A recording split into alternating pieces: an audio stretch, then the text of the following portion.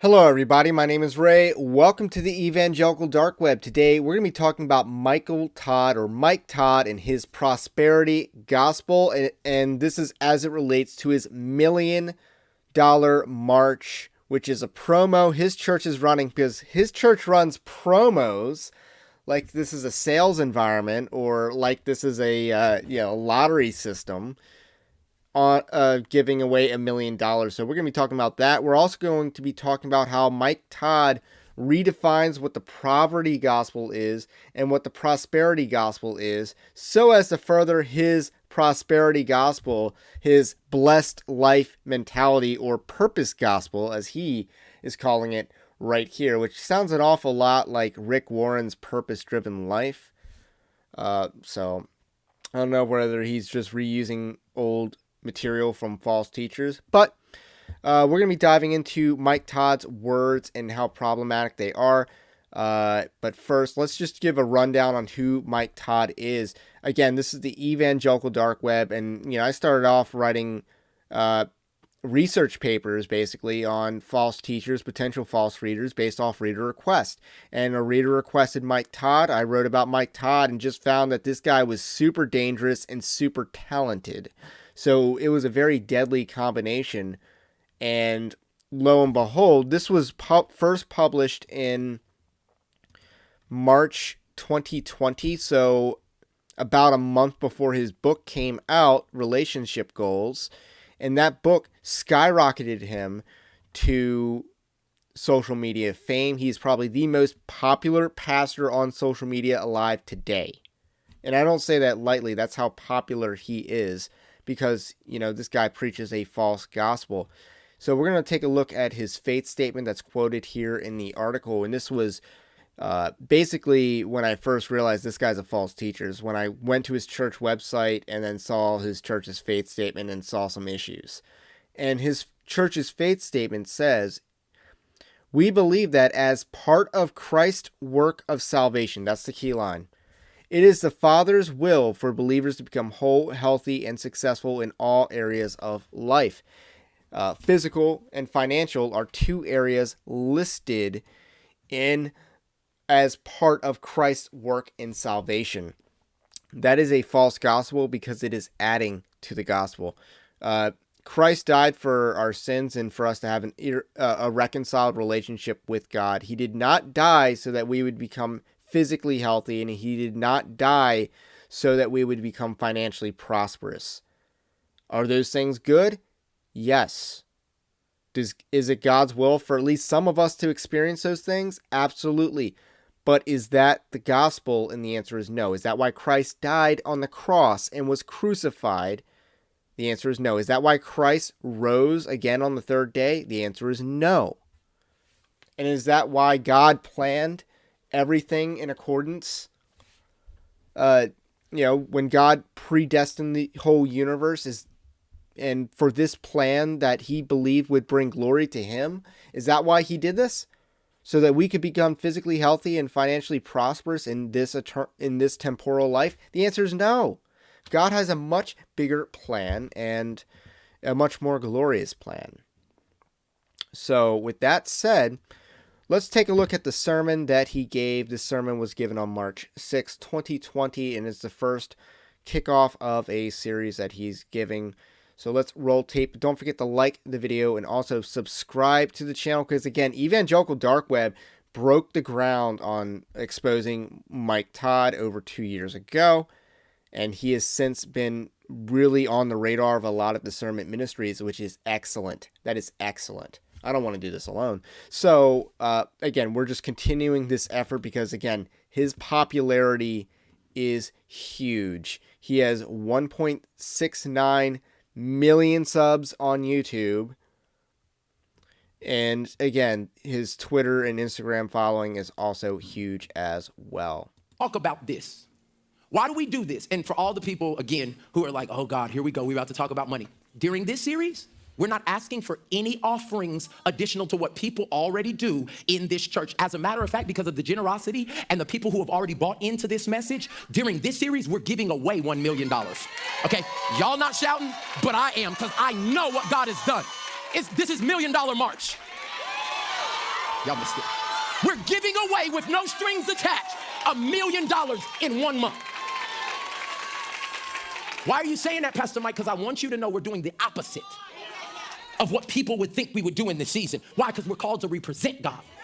I don't want you to have no distractions to receiving this message. This is a pretty big distraction. The reason we do this is because Proverbs 11:24 tells us, listen, the world of the generous gets larger and larger, but the world of the stingy gets smaller and smaller.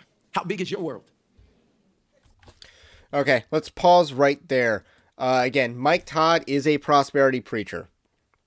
And this is a very daring, and I would say it's a pretty original promo to give away $1 million in a lottery-like system. However, let's focus on the fact that we have very few details on what this system, what this giveaway is going to be like. Is this one person getting $1 million? Is this 5 people getting $200,000? What is the balance? Who's getting what amount? These questions are really unanswered. Are they getting it all in one lump sum? Are they getting it all in installments? So no real answers, no real details. But sure, this is not going to be a distraction to the people in the audience listening to Mike Todd's crap. They're totally not going to be distracted by this promo that he's trying to do. And, totally just going to be so focused on the gospel, so focused on God's word that they're totally not going to be distracted by a promo that promises $1 million with no strings attached. Never would these people be distracted by that.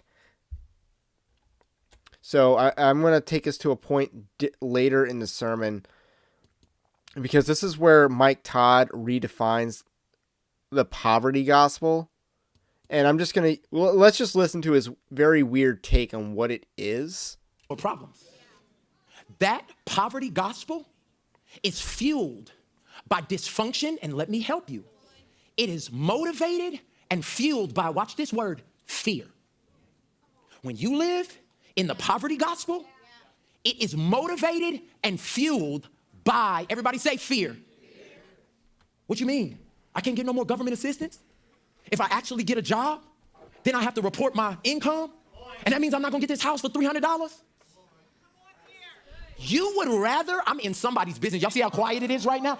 You would rather not have the freedom to live wherever you want, put your kids in whatever school district you want, be able to do and bless other people. You would rather have a $300 payment and brag about it. You know I only paid $300 and water and cable included. You know what that is? It's you've sold your life out to the poverty gospel. You on 7 people's Netflix account? But when you start a business, you want somebody to support your business. But you reap what you sow. Uh-oh. And so you've been stealing because they're a big company. Well, what happens when you become a big company? Do you want one of you as a customer? Somebody is convicted right now. Somebody's signing out right now. Like, oh my God, my great Uncle Bill. Let's just note that he used the Lord's name in a blasphemous way. Let's just note that a pastor did that. A very popular pastor in a sermon that has nearly 300,000 views just did that. Let's just note that. And you notice how he redefines the term poverty gospel. Now, traditionally, poverty, as it relates to the gospel, when people use the term poverty gospel, that's generally meant to say that in order to be a true follower of Jesus, you must give up all your wealth. This isn't a poverty gospel. This is a ghetto mentality that he's describing. Let's just be honest about what this is. The idea, and I'm not saying this is a black thing versus a white thing, because there's plenty of, the hardest thing is to get someone off the government check, because there was a time, and certainly the last 2 years, we saw a lot of this where you could make more money not working than you could working. And so job markets had to compete with the government in order to get people's off of their couches and in a job. So that's not a gospel. That these are just people that are lazy. These are people that are degenerate. They're not people that think they are adding. They're not people that are doing something religiously. They're just degenerate and don't want to leave a sinful lifestyle. So he's trying to treat that as what the poverty gospel is or has meant, but it's not. The poverty gospel has more to do with people taking vows of poverty or people imposing vows of poverty on congregants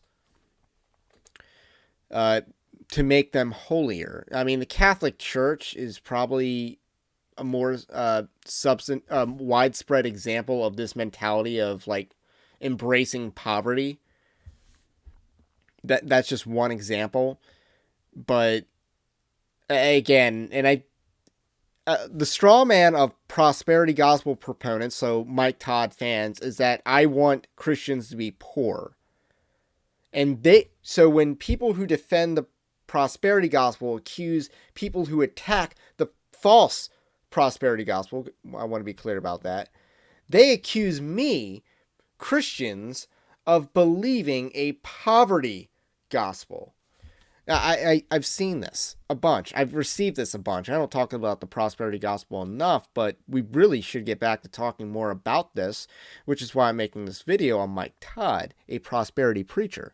So they come at me by saying I believe in a poverty gospel, and it's like, no, I don't. I don't. I'm striving to, bring in as much income as I can, without sordid gain or without sinning and stuff like that. I'm not interested in living a life of poverty, but I don't make wealth an idol. I certainly don't do that. So the idea that and here's the other thing. I also don't think my wealth is tied to my salvation whatsoever. I also don't believe that, which is prosperity gospel mentality. So he is redefining the poverty gospel to be something that it's not, something that's a very American concept rather than one that is generally and more universally understood. And this is a straw man. This is an example of a straw man fallacy. It's not that the problem that he's articulating, this ghetto mentality of let me collect checks and be a welfare queen, doesn't exist. It exists. But he's renaming something, and I think he could actually speak to that issue and speak to that issue well. But that's not the poverty gospel. That's not something you juxtapose with the prosperity gospel.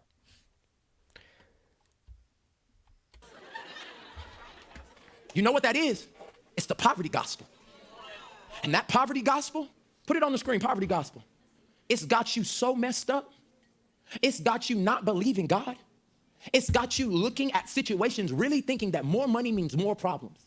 And it's rooted in the opposite of what God wants us to have. It's rooted in fear. I need a hookup on everything? I need a discount on everything? That's a poverty.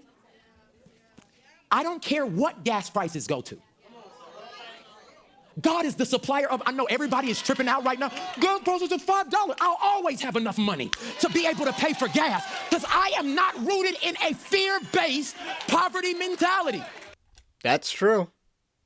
We know Mike Todd is not based in a poverty he does not have a poverty mentality. Look at the way he's dressed. What is that? A $2,000 watch? How much did he pay for that ridiculous jacket? How much did he pay for that ridiculous shirt? Those shoes. How much did he pay for this entire getup? We know he doesn't have a poverty mentality. Well, you come into church. I can't come to church, girl. You know that must go across town. I ain't got gas for all that. Yet you'll drive out of town for a concert that's going to lay you on your back with somebody. Uh-oh. I'm so sorry. I'm so sorry.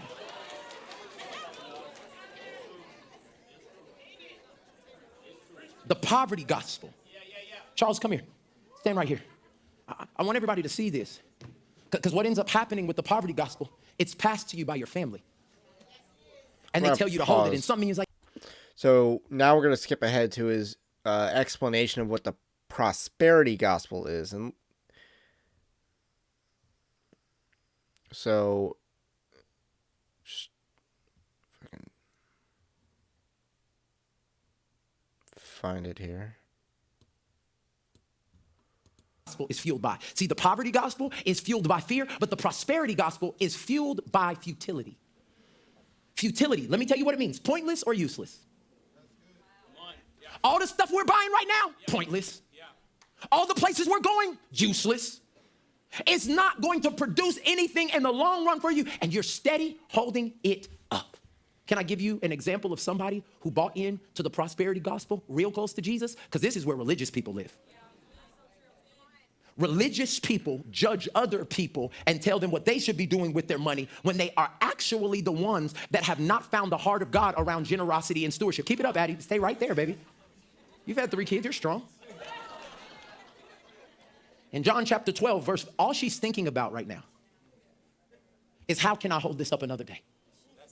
The same way that there are many people watching that how, if one more bill comes in, if that medical actually comes back and collects, if I lose my job, what are we gonna do? And God said, I never meant for you to live in either one of these extremes of pressure. I want you to find the gospel that will transform your life and help you live a blessed life. I'm gonna go there in a second, but I gotta show people who are holding this up. Are you okay, Abby? She's not okay. I need to show people who are living in the process. Oh, y'all didn't know they're married. So now when they have children, these two are married. So now the conflicting views that they came from are what Arlo, Luna, and Jade have to wallow through. Because in conversations about the house, it's prosperity gospel. But when it comes to where the kids get educated, it's poverty gospel. And when it goes from us buying designer clothes, it goes to the prosperity gospel. But when it comes to us getting the counseling we need, because I was touched at a young age and nobody even talked about it, it costs too much for counseling. And we swing back. Here we are. And guess what happens? Throw it to me. I'm your kid. I'm getting hit. And then mom takes it back. And she talks about how I can't play on the basketball team because it costs too much money for uniforms. And then dad takes it back and say, we're going on vacation, but you can't go on an airplane. We got to drive. It's too many of y'all. You had all them kids. You can't believe God that he would give you the resources so you could spend more time at the place instead of driving 2 days to California. 28 years old, never been on a plane. Yet got every Jordan. Come on. Can you see how confusing it would be? Yeah.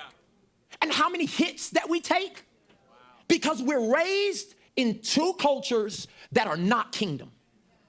And we believe in the poverty gospel or the prosperity gospel. Just keep holding it right there. You see how he completely redefines the prosperity gospel to be something. The way he defines it is basically materialism and the hamster wheel of trying to keep up with the Joneses. That's basically how he defines the prosperity gospel. And it's not like that's not a false, mentality that people have. Like, again, what Mike Todd talks about in this sermon is bad, and he's right to talk about it. The problem is he is redefining terms that have meaning, that have a specific meaning in order to prosper a false gospel, in order to proliferate a heretical message. That is the problem with Mike Todd's sermon here. And basically the main problem with Mike Todd in general. He is a prosperity preacher, preaching your best life now, preaching your purpose gospel. Again, I don't know if you quite saw that in the background of what he was saying. John chapter 12. Why wasn't the perfume sold for 300 denarii and the money given to the poor? Pop quiz. Does anybody know who said that? Judas. One of Jesus's disciples had a prosperity gospel mentality. He was over the money. But when Mary came to pour oil on Jesus's feet as his only burial, Judas stands up religiously and says, we should have used that to help the poor.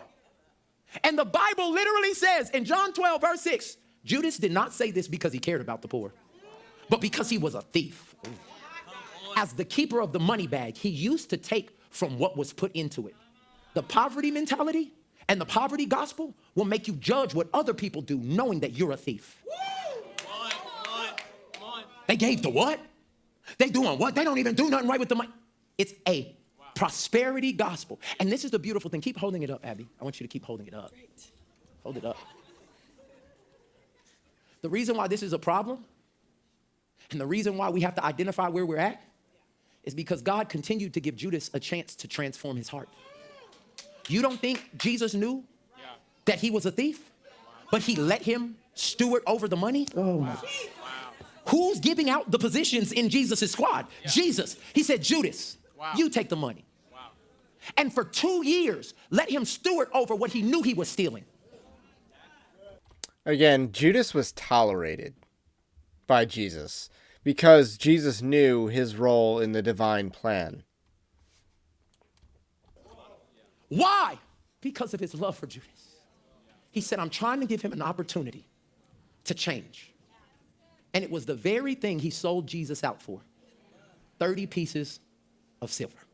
Okay, because he had the prosperity gospel running through his veins. Okay. So can I tell you why? Abby, you gonna be okay? She said no. Judas, again, this is a very weak view of the gospel and the passion narrative. along with many of us, I'm just laying. I'm trying to be calm in this first one. I'm trying to just give you a little bit to just sit with. Judas, along with many of us, have the spirit of mammon. Y'all just stay up here. You're gonna struggle. I'm gonna hold this for you for a second. No, I'm gonna give it to your husband. And the reason I'm gonna give it to him because okay, let's just stop listening to him right here, because again, I don't think he understands the role of Judas. I don't think he understands the relationship between Jesus and Judas, and that's a whole different video topic. But anyway, he redefines terms to remove their specific meaning. The prosperity gospel, when we talk about the prosperity gospel, it has a meaning. And what Mike Todd is talking about is not that meaning. He is redefining it as keeping up with the Joneses instead of the specific ideology that he preaches, that wealth is one of the reasons why Jesus died for you, so you can become rich. So, and then poverty gospel, which is often the straw man argument by prosperity gospel believers, he redefines as a very broke ghetto mentality of let me live off the government check because getting a real job would mean I lose money, which in part is the government's fault, but also in part is, I don't know a believer that would subscribe to that mentality. I just don't. So anyway, I think we've explored how Mike Todd is evolving, and with his promo, he can push, this promo that he's running is a financial investment. It is a capital investment where he's going to give away $1 million. And I do believe in turn, he could get $1 million more. He could get that $1 million back by the donations that are generated from the publicity and from the enthusiasm generated by this sermon series on money, in which he gives away $1 million. The mega church that is Transformation Church, which I believe he touts in either this sermon or the following sermon, that has 8,000 members. So it's proportionately small, but it is skyrocketing. 8,000 members. It is coming to a lot of money in a very short period of time. This is a church that has bought tens of millions of dollars in real estate, commercial real estate, and has given away a lot of boatloads of money in the past before. So this is a church with Walter White money, and I'm talking about when big old Huey was laying on the pallet of cash. I'm talking about those kind of stacks. That is the kind of money that Transformation Church has. I kind of wonder whether it's a money laundering scheme, but since he is so popular across the internet, I can kind of see how his church is stumbling into a lot of dough. So Anyway, this guy is a seriously dangerous false teacher, and that's kind of where I want to end it. And yeah, I'm doing the work to expose that, and I'm glad other people have taken up this issue as well. And just spread the word, because this guy is dangerous. He's basically this generation's Joel Osteen, but he doesn't have the Botox yet or whatever. And, he's got better packaging. Let's be real. It's fresher. Because, like I said, he is talented and a false teacher. Very dangerous combination. So that's all I got to say about that. My name is Ray. This is the Evangelical Dark Web. Leave a comment below about what you think about what I think, and I will catch you on the next one.